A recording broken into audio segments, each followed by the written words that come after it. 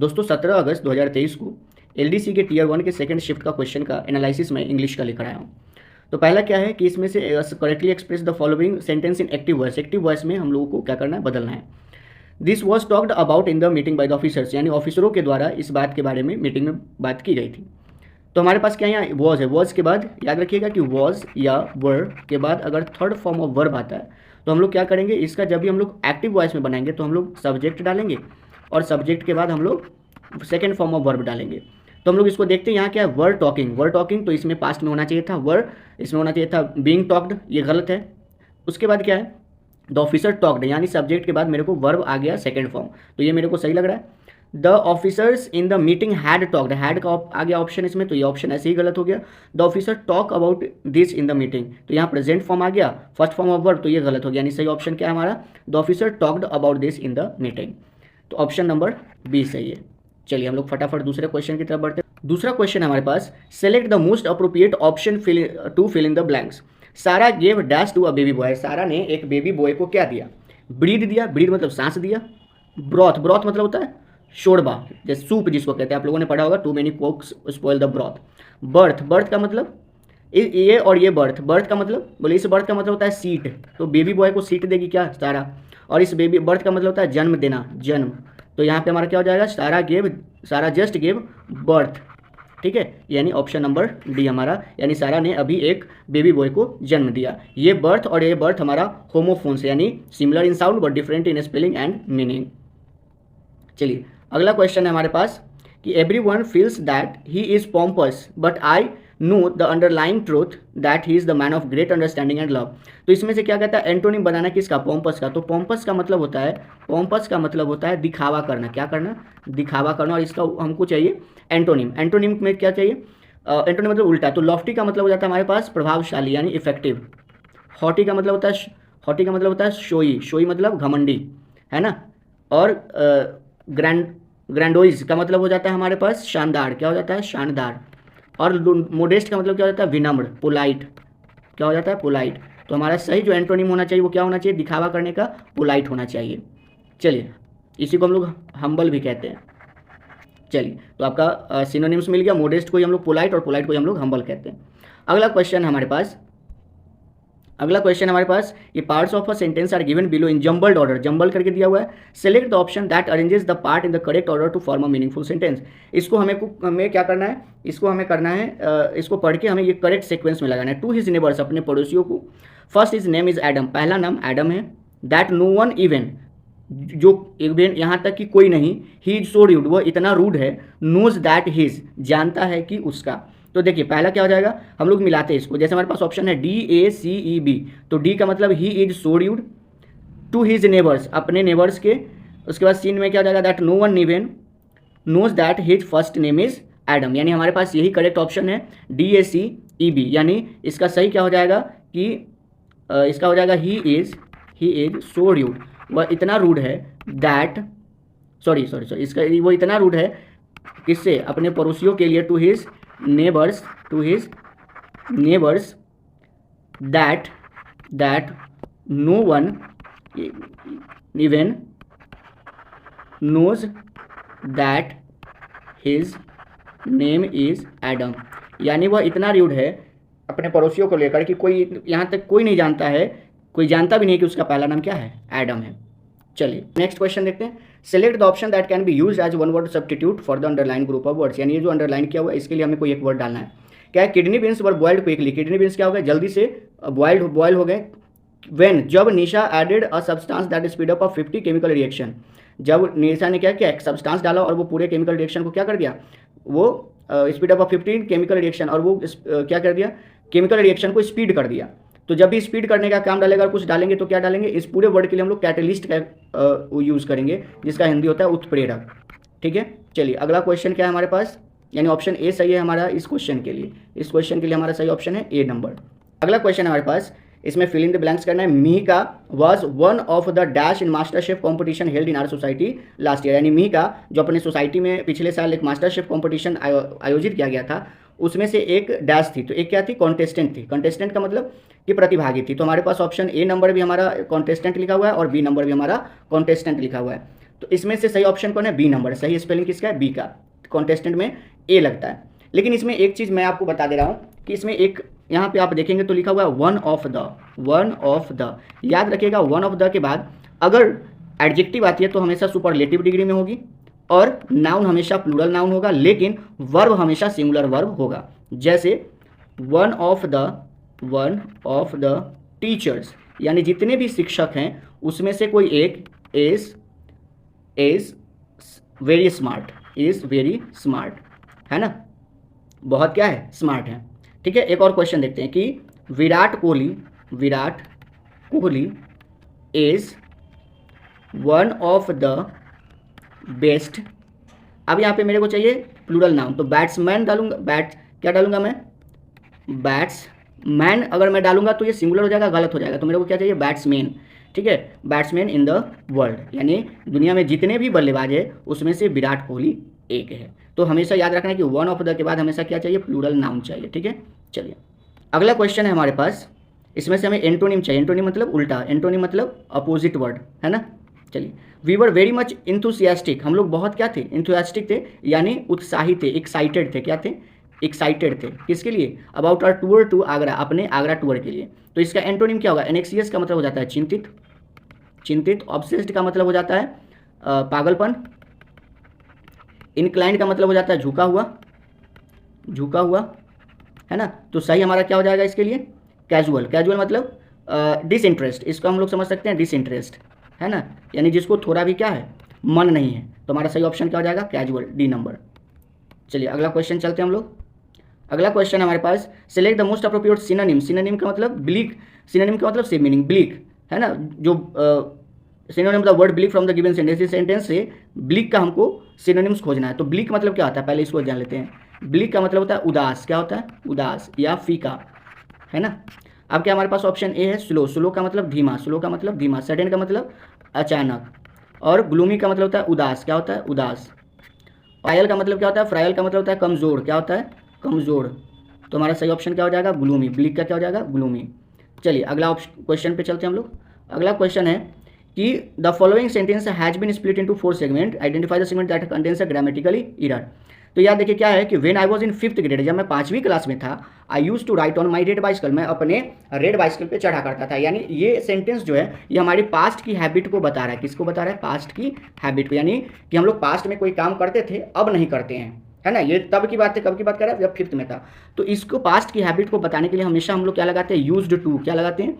Used to. और used to के बाद हम लोग लगाते हैं first form of the verb. क्या लगाते हैं? First form of the verb. यानी जैसे बोले मैं साइकिल चलाया करता था, तो ये हो जाएगा आई यूज टू राइड बाइसिकल, मैं साइकिल चलाया करता था। मैं शाम को अपने दोस्तों से मिला करता था, I use to meet my friends on Wednesday, है ना, कि मैं अपने दोस्तों से बुधवार को क्या करता था? मिला करता था। तो यहाँ हमारा गलत कौन सा है? C number. यहाँ क्या होना चाहिए था? यूज्ड टू होना चाहिए था, क्योंकि ये पास्ट की हैबिट को बता रहा है।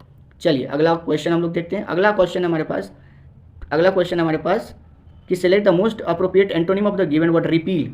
रिपील का हमें क्या करना है? एंटोनिम खोजना है। तो रिपील का मतलब होता है रद्द करना। क्या करना? रद्द या निरस्त। निरस्त का मतलब खत्म करना। तो हमारे पास ऑप्शन कौन सा है? ऑप्शन है हमारे पास सेपरेशन का मतलब क्या होता है? अलगाव। क्या होता है? अलगाव। एक्सपेंस का मतलब क्या होता है? खर्च। अप्रूवल का मतलब क्या होता है? अप्रूवल का मतलब होता है आदेश करना, है ना, आदेश करना या रद्द करना। एडवर्सिटी का मतलब क्या होता है? विपत्ति। क्या होता है? विपत्ति। यानी सही ऑप्शन हमारा क्या है? अप्रूवल करना। ठीक है, चलिए नेक्स्ट क्वेश्चन देखते हैं हम लोग।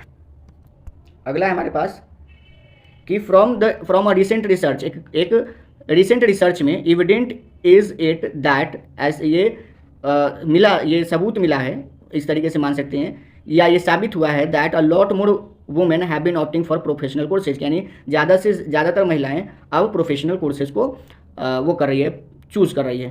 तो इसमें हमें देखना है appropriate option that can substitute, जो इसको हटा सकते हैं, यानी ये सही लिखा है कि गलत लिखा है। तो यहाँ पे हमें देखते हैं it is evident that more a lot, है ना। तो यहाँ मोर पहले आ गया तो ये हमारा गलत हो गया। It is evident that a lot more women, यानी हमारा सही क्या होना चाहिए? बी नंबर सही होना चाहिए। चलिए अगला क्वेश्चन हमारे पास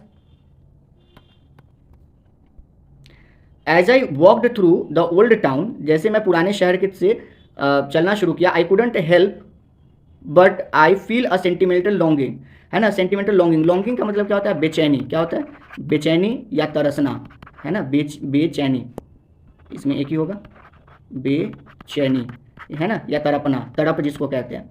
तो इसके लिए for the simpler times of my childhood, है ना, तो इसके लिए हमारे पास क्या हो जाएगा, इसके लिए हम लोगों के पास सही वर्ड आ जाएगा नॉस्टैल्जिया, नॉस्टैल्जिया, क्या आ जाएगा, नॉस्टैल्जिया, है ना, जब हम पुरानी बातों को याद करते हैं तो नॉस्टैल्जिया में चले जाते हैं। चलिए अगला क्वेश्चन है हमारे पास, the manager select the most appropriate idiom for the following statement, इस स्टेटमेंट के लिए हमें क्या चाहिए, इडियम।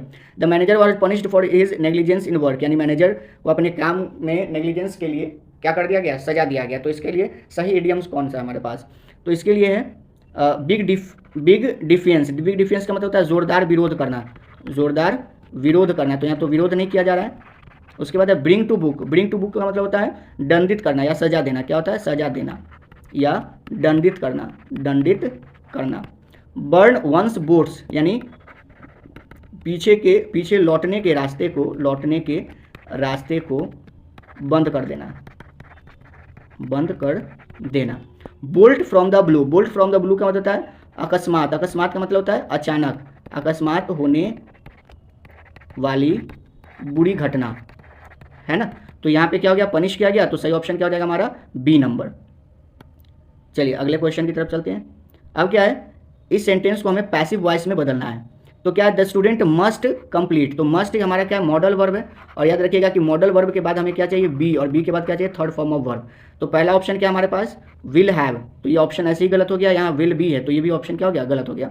तीसरा है मस्ट बी, मस्ट बी के बाद भी क्या है, कंप्लीट, यानी ये वर्ब का फर्स्ट फॉर्म में ही है, इसलिए ये भी गलत हो गया। तो the assignment must be completed, ये हमारा सही ऑप्शन है, ऑप्शन नंबर डी। चलिए अगले क्वेश्चन की तरफ चलते हैं। कलेक्शन ऑफ, ये वन वर्ड सब्स्टिट्यूट है, collection of written and spoken text, है ना, इसको हम लोग क्या कहते हैं, तो इसको हम लोग कहते हैं डाटा बैंक नहीं कहते हैं। डिक्शनरी, ये हमारा कलेक्शन होता है वर्ड्स का। सिरका, ये हमारा गलत है, सही क्या होता है, कॉर्पस, कॉर्पस का मतलब क्या होता है, संग्रह, क्या होता है, संग्रह, यानी कलेक्शन ऑफ रिटन और स्पोकन टेक्स्ट को हम लोग क्या कहते हैं, कॉर्पस कहते हैं। चलिए अगला क्वेश्चन है हमारे पास, on a regular basis can improve engaging in physical activity the risk of chronic disease and boost mental health, cardiovascular health reduce. तो हमारा सही ऑप्शन क्या है, हम लोग इसको पढ़ने की कोशिश करते हैं। पहला क्या हमारे पास कि ओ को लेते हैं, तो on a regular basis can improve the risk of chronic diseases and boost mental health, cardiovascular reduce engaging in physical activity, तो ये कोई सेंटेंस नहीं बन रहा, गलत हो गया। RPOQ, इसका देखता हूँ हम लोग, हाँ इसका देखते हैं हम लोग, cardiovascular health reduce engaging in physical activity on a regular basis can improve the risk of chronic disease, boost and mental health, ये भी ऑप्शन गलत है। थर्ड नंबर को देखते हैं हम लोग, पी है पहले, तो engaging in physiकल एक्टिविटी, यानी अगर फिजिकल एक्टिविटी में हम लोग इंगेज होते हैं ऑन अ रेगुलर बेसिस पे, तो ये इंप्रूव कर सकता है, क्या इंप्रूव कर सकता है, कार्डियोवैस्कुलर हेल्थ, है ना, इसको कर सकता है, और रिड्यूस कर सकता है किसको, the risk of chronic disease and boost mental health, यानी हमारा सही ऑप्शन हो जाएगा PORQ, यानी ऑप्शन नंबर सी। चलिए अगला क्वेश्चन चलते हैं, 17 नंबर, क्या है, he was youngest than his brother. देखिए ये ऑप्शन यहाँ पे क्या है, सुपरलेटिव डिग्री, लेकिन हमारा कंपैरिजन कितना के बीच हो रहा है, 2 के बीच, है ना, यानी एक उसके और दूसरा उसके भाई। तो हमें क्या चाहिए, जब 2 के बीच कंपैरिजन हो, जब 2 के बीच कंपैरिजन हो तो हम लोग लगाते हैं कंपैरेटिव डिग्री, क्या लगाते हैं, कंपैरेटिव डिग्री, ठीक है। तो यहाँ पे हमें क्या हो जाना चाहिए था, यंगर चाहिए था, और यहाँ पे हमारा रामबान दबा लगा हुआ है दैन, तो हमें चाहिए था यंगर, यानी सही ऑप्शन क्या हो जाएगा, डी नंबर।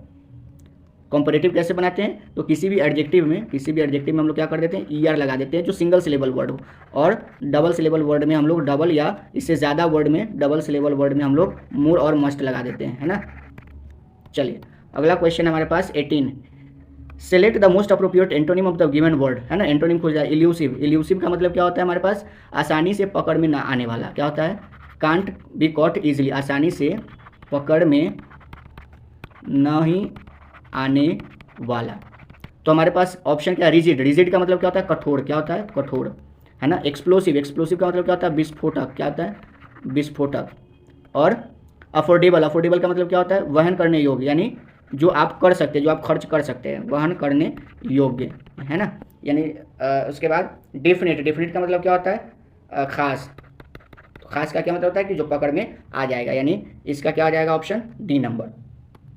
चलिए इसके बाद है हमारे पास select the incorrectly spelled word, है ना।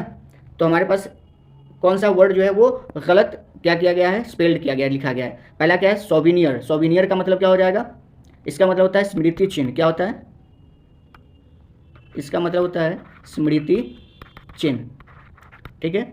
ये SOVENIR ये ऑप्शन सही है।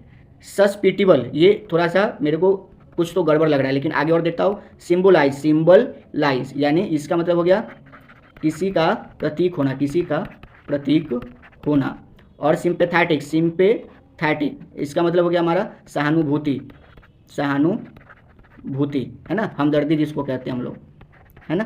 तो हमारा ये ऑप्शन कहीं कहीं गलत लग रहा है। इसके जगह पे सही स्पेलिंग होता है SUSCEPTIBLE। इसका मतलब होता है हमारे पास, है ना, आक्रांत हो जाने वाला, आक्रांत हो जाने वाला। चलिए अगला क्वेश्चन हम लोग देखते हैं।